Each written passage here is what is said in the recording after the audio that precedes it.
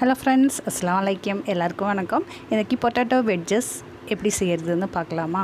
இது நல்ல டேஸ்டி, நல்ல கிறிஸ்பியான ஒரு ரெசிபி. பசங்களெல்லாம் ரொம்ப விரும்பி சாப்பிடுவாங்க.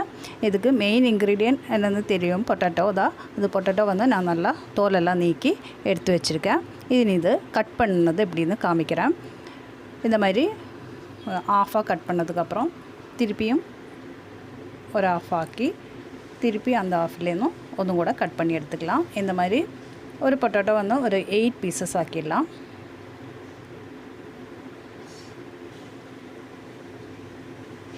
பாருங்கள், இந்த மாதிரி கட் பண்ணிக்கோங்க. இனி இது நல்லா தான் வாஷ் பண்ணி எடுக்கணும். ஒரு 2 to 3 டைம்ஸு நல்லா வாஷ் பண்ணிக்கோங்க. அந்த ஸ்டார்ஸ் எல்லாம் போன வரைக்கும் வாஷ் பண்ணிக்கலாம். அப்புறமா இது வேக வச்சுக்கலாம். வேகிறதுக்கு தேவையான தண்ணி சேர்த்து கொஞ்சம் சால்ட்டு கூட சேர்த்து மிக்ஸ் பண்ணி கொடுக்கலாம். இனி இது வேகின டைமுக்குள்ளே நமக்கு இதுக்கு மாவு ரெடி பண்ணிக்கலாம். 1.5 டேபிள் ஸ்பூன் மைதா, அப்புறம் ஒரு 3/4 டேபிள் ஸ்பூன் கார்ன்ஃப்ளவர்,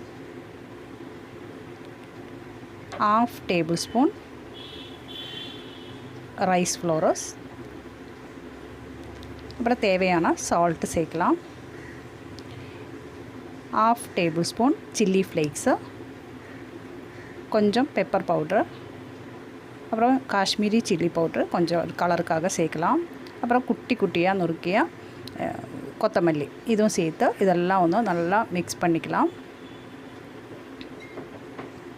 நல்லா மிக்ஸ் ஆனதுக்கப்புறம் கொஞ்சம் கொஞ்சமாக தண்ணி சேர்த்து மாவு ரெடி பண்ணிக்கலாம். இப்போது இதுக்கு கொஞ்சம் கொஞ்சமாக தண்ணி சேர்த்து கொடுத்து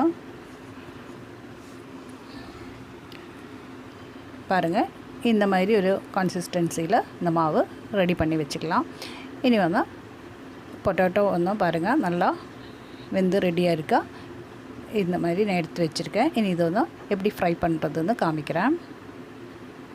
ரெடி பண்ணி வச்சுருக்கேன்னா இந்த மாவில் ஓரோ பீசஸும் டிப் பண்ணி எண்ணெயில் போட்டு ஃப்ரை பண்ணிக்கலாம். எண்ணெய் நல்லா சூடாக தான் இருக்கு. எனக்கு பொட்டேட்டோ நல்லா வெந்திருக்கு. ஒரு 3/4 வேக ஆகும்போது நீங்கள் ஆஃப் பண்ணிக்கோங்க. இந்த மாதிரி ஒரு பீசஸும் டிப் பண்ணி போட்டு ஃப்ரை பண்ணி எடுக்கலாம்.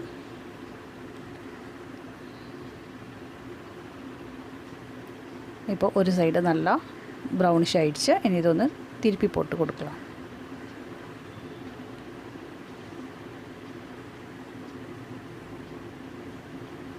இப்போ 2 சைடும் நல்லா ப்ரௌன் ஆகிடுச்சு. இனி இது எடுத்து ஒரு பிளேட்லேக்கு மாட்டி வைக்கலாம்.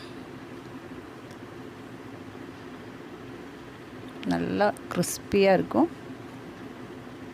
பாருங்கள், டேஸ்டியான கிறிஸ்பியான பொட்டேட்டோ வெட்ஜஸ் ரெடி ஆகிடுச்சு. வெளியில் நல்லா கிறிஸ்பியாக இருக்கும், உள்ளே நல்லா சாஃப்டாக இருக்கும்.